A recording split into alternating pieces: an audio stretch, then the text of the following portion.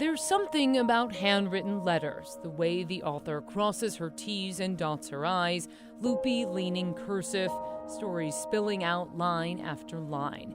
The past put on a page forever, a window into the world of a daughter who lived in Houston, far from her parents. Dear Mom and Dad, how are you all doing? We are fine. It's been hot here since the rain has stopped. One day last week it was 100 degrees. Audrey Lee Cook writes about a frustrating boss, a rainy afternoon, a new friend. I got me a kitten. He's black and I call him Caesar. Life was ordinary for Audrey Lee.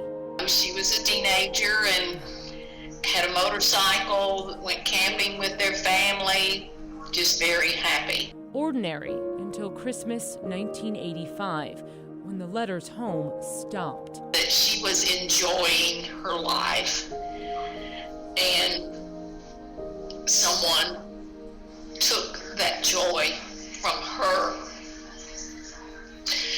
Her mother, our whole family.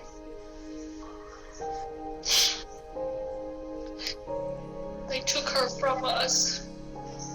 You just can't tell about people these days, Audrey writes in one of her final messages. Well, I guess I'll close for now. We love y'all very much. Love always, Audrey Lee. You know, the time just began to get further and further away, and not wanting to think the worst. And the years just began to click away, thinking, well, she's gone with her life. Audrey Lee vanished. Her mother in Tennessee thought her free-spirited 30-year-old daughter on a motorcycle just wanted to do her own thing. But Audrey would never abandon the family, Aunt Shirley Love says. I began to search, after about a year, thinking this is just not like her, and I began to search. And when the internet came along, I could search better. Shirley tracked down old landlords in Channelview and Houston, Audrey's old boss at a balloon party store, the roommate Audrey moved to Texas with 9 years earlier. Dead end after dead end. 10 years went by, then 20. My personality's not one to give up.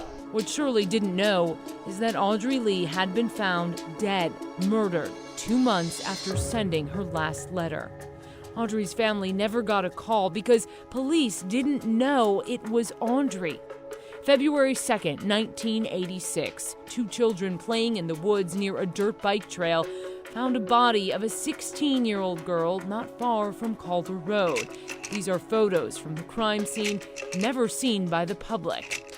That teen was identified as Laura Miller, who had been missing for 17 months. The story had been big news in League City. What many people didn't know is that the very same day, laying a few feet from Laura Miller, detectives found Audrey Lee's decomposed body. Police called her Jane Doe. She had no ID. She had been shot in the back, a few of her ribs broken. I think she just kind of got pushed aside, and that's not right. It's not fair.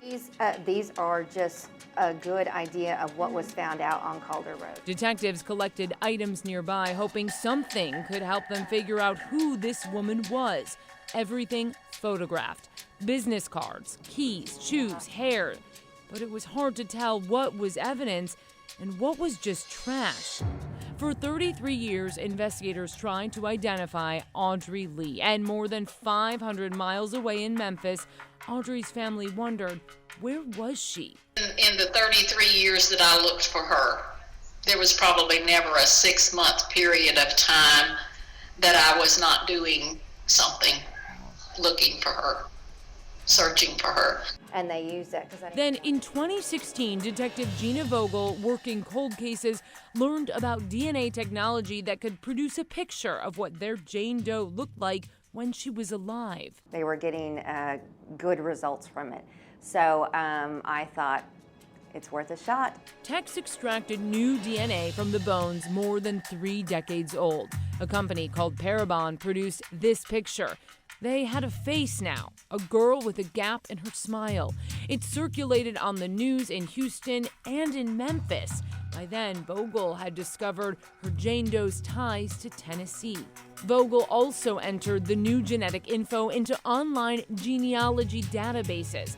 The FBI started helping with the case, and then Vogel got a call that changed everything.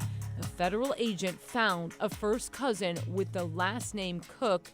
The DNA matched. You know, it still gives me goosebumps.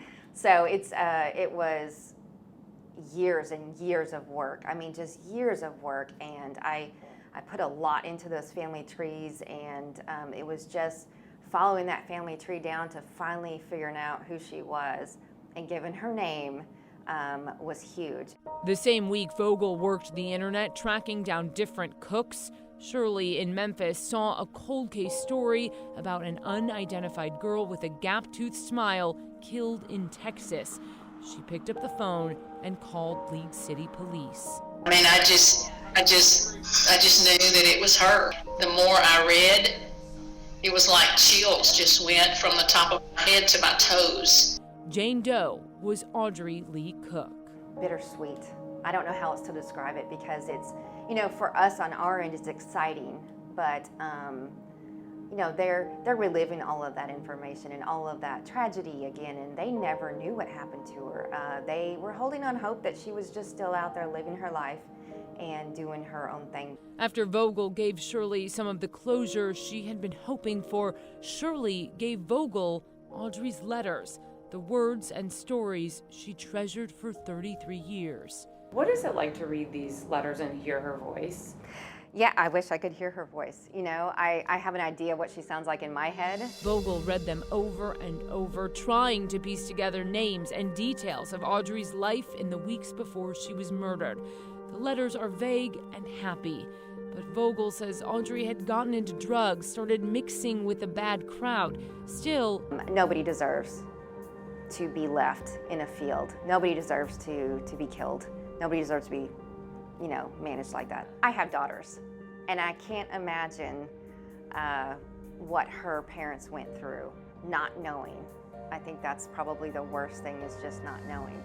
Audrey's mother died before finding out what happened to her daughter, but Audrey Lee did come home. I took her home. We flew home. It was, you know, her last flight home, so. When she handed me, you know, her remains there in the parking lot at the funeral home, all I could do was just hold them.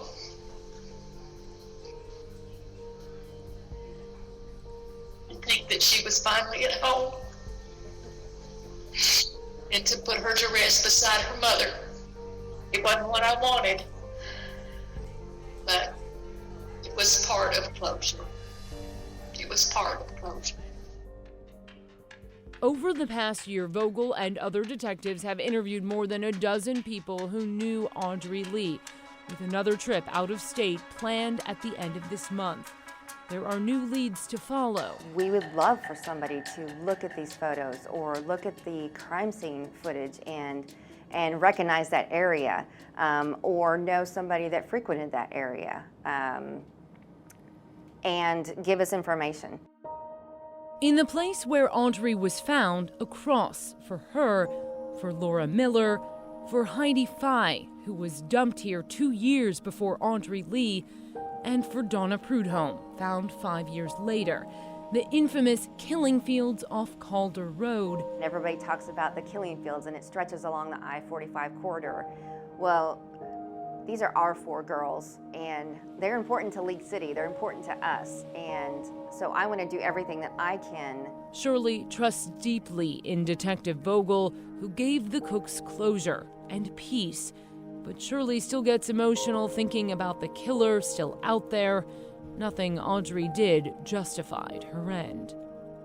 There are cruel people out there in this world that will do anything and have no respect for human life whatsoever. Courtney Fisher, ABC 13 Eyewitness News.